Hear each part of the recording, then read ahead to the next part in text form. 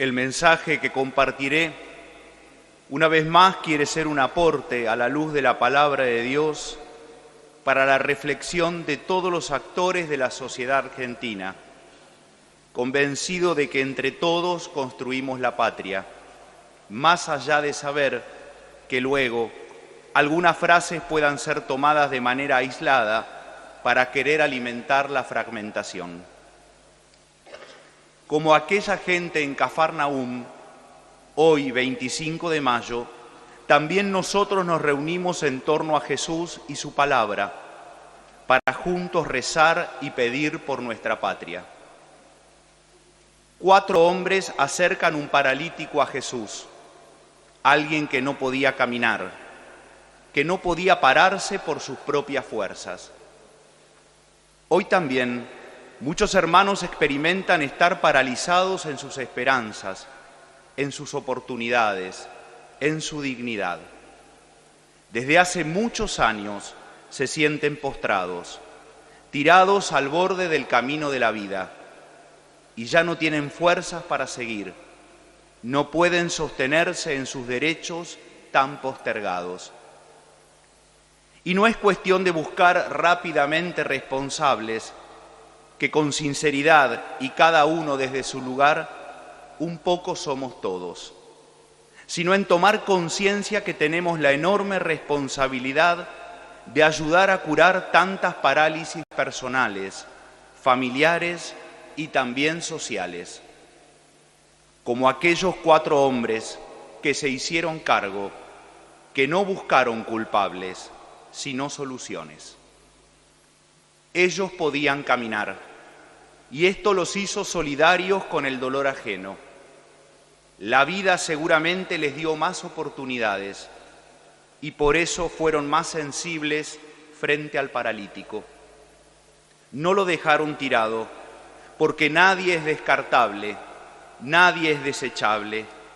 Todos somos importantes, comenzando por los abuelos, los niños, los enfermos, las personas con discapacidad, los adolescentes y jóvenes atravesados por la droga, los trabajadores informales y precarizados, y tantos más. El Papa León XIV nos recuerda que la pregunta recurrente es siempre la misma: ¿los menos dotados no son personas humanas? ¿Los débiles no tienen nuestra misma dignidad? ¿Los que nacieron con menos posibilidades valen menos como seres humanos y solo deben limitarse a sobrevivir? De nuestra respuesta, continúa diciendo el Papa, a estos interrogantes depende el valor de nuestras sociedades y también nuestro futuro. O reconquistamos nuestra dignidad moral y espiritual, o caemos como en un pozo de suciedad. Fin de la cita. Como no podían acercar al enfermo a Jesús a causa de la multitud, levantan el techo de la casa y descuelgan la camilla con el paralítico. No se dejan ganar por el no se puede, por el desaliento, tampoco por el siempre se hizo así. Al contrario, la creatividad y la audacia pueden más, y se animan, y lo hacen juntos, unidos. Una empresa tan difícil y arriesgada solo fue posible porque se pusieron de acuerdo, porque dejaron de lado por un rato sus diferencias, porque pusieron en el centro de su misión al paralítico. Se pusieron a su servicio, no se sirvieron de él, porque tuvieron el mismo objetivo: acercarlo a Jesús. En términos políticos, acordaron, consensuaron, se plantearon una tarea común pensando en los más frágiles. 4 hombres fueron los que hicieron la diferencia. 4 personas capaces de cargar la camilla del otro. Y por qué no, 4 actores que son esenciales para la Argentina de hoy. El actor del bien común, no como la suma de intereses, sino como la capacidad de una nación de velar por todos sus hijos, especialmente por los más necesitados. El actor del diálogo, escuchando a todos, respetando, hablando cordialmente, buscando consensos en la diversidad. El actor de la amistad social, basta de arengar la división y la polarización, porque nadie se salva solo, como nos decía el Papa Francisco. Y por último, pero no menos importante, el actor de la esperanza, que todos los días, que como un motor interno anima cotidianamente a tantos argentinos que todos los días hacen enormes esfuerzos y siguen apostando por un futuro mejor. 4 amigos, 4 actores capaces de cargar lo que hoy tiene paralizado a nuestro pueblo y a su clase dirigente. 4 acuerdos fundamentales: el bien común, el diálogo, la amistad social y la esperanza. Un verdadero ejemplo para todos nosotros, porque no nos podemos permitir ser ingenuos. La sombra de una nube de desmembramiento social se asoma en el horizonte mientras diversos intereses juegan su partida, ajenos a las necesidades de todos. El sálvese quien pueda no es más que la expresión de un individualismo cruel que rompe los vínculos de fraternidad y descompone a la nación, porque terminamos siendo solo una suma de individuos en un mismo territorio, donde cada uno piensa en sí mismo y en el propio bienestar. Hasta Jesús queda sorprendido de la fe de aquellos hombres que cargan al paralítico. El pueblo argentino es un pueblo de fe, un pueblo que a pesar de las crisis crónicas y dificultades constantes, sigue adelante y se pone la patria al hombro. De esa reserva espiritual heredada de nuestros abuelos brotan nuestra dignidad, nuestra capacidad de trabajo duro y solidario, nuestra serenidad aguantadora y esperanzada. Lo que nos falta es una clase dirigente que con la fuerza de ese pueblo se anime al diálogo, al encuentro, a la reconciliación, y que lo haga por los que no pueden más, por los que perdieron las ganas de seguir, por los que sufren la parálisis de la falta de trabajo, de educación, de oportunidades. Unos escribas que estaban sentados mirando el esfuerzo de aquellos hombres y el milagro de Jesús, se pusieron a hablar y criticar, apoltronados en su comodidad y en sus seguridades. Viven de privilegios.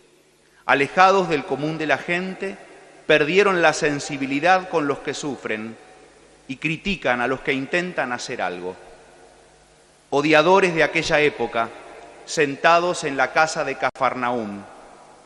Haters de hoy, sentados frente a una computadora de su escritorio o cómodamente instalados delante de una pantalla para hacer terrorismo de las redes, descalificando y difamando. ¿Qué vigencia tienen entonces las palabras del Papa León cuando decía en febrero de este año: los invito a abstenerse de utilizar palabras que afectan y lastiman a nuestro prójimo? Empecemos a desarmar el lenguaje, renunciando a las palabras hirientes, al juicio inmediato, a hablar mal de quienes están ausentes y no pueden defenderse, a las calumnias. Esforcémonos, en cambio, por aprender a medir las palabras y a cultivar la amabilidad en la familia, entre amigos, en el lugar de trabajo, en las redes sociales, en los debates políticos, en los medios de comunicación y en las comunidades cristianas. Entonces, finaliza el Papa León, muchas palabras de odio darán paso a palabras de esperanza y de paz.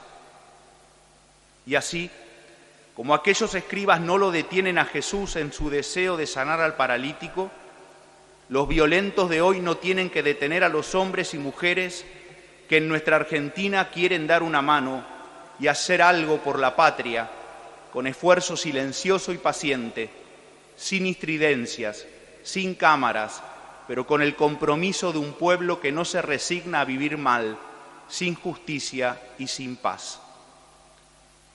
Como en el Evangelio Jesús nos dice a todos: Argentina, levántate. Argentina, vos podés. Levantarse es signo de resurrección. Es un llamado a revitalizar la urdimbre del tejido de nuestra sociedad. Es ponerse de pie y caminar juntos venciendo la invalidez de la desesperanza que nos lleva a ser componendas rastreras, de la intolerancia que fermenta en nuevas formas de violencia, de la tristeza crónica que a veces se nos pega en el alma y nos hace creer que nunca vamos a salir adelante. Por eso, con el beato Fray Mamerto Esquiú, a quien recordamos especialmente en el bicentenario de su nacimiento, decimos: República Argentina, noble patria, todos tus hijos te consagramos nuestros sudores y nuestras manos no descansarán hasta que te veamos en posesión de tus derechos, rebosando orden, vida y prosperidad. Argentina, toma tu camilla, es decir, no te olvides de tu historia, de los momentos en que parecía que no podías avanzar, de los próceres que te ayudaron a caminar, de los héroes que entregaron su vida por la libertad, de ese pueblo fiel que supo ponerse a los demás al hombro. Memoria agradecida y reconciliada por las raíces de la nación y por los que personalmente nos ayudaron y nos dieron la oportunidad de salir adelante. Esto nos hará más buenos, más generosos y más solidarios con los que aún siguen postrados. Eso se llama empatía. Por eso es cruel y escandalosa la ostentación, el despilfarro, el derroche. Y hacia el final, Jesús le dice al paralítico: vete a tu casa, al hogar, a la familia, no como uno más, no como un número, sino como un miembro de la comunidad, protagonista de su vida, no como un objeto de beneficencia. Que Argentina sea casa, sea mesa familiar a la que se sienten todos sus habitantes. Vivimos tiempos complejos y por eso es necesario estar unidos y comprometidos con los más pobres. El llamado evangélico de hoy nos pide refundar el vínculo social y político entre los argentinos. Si apostamos a una Argentina donde no estén todos sentados en la mesa, donde solamente unos pocos se beneficien, el tejido social se destruye, las brechas se agrandan y entonces terminamos siendo una sociedad camino al enfrentamiento.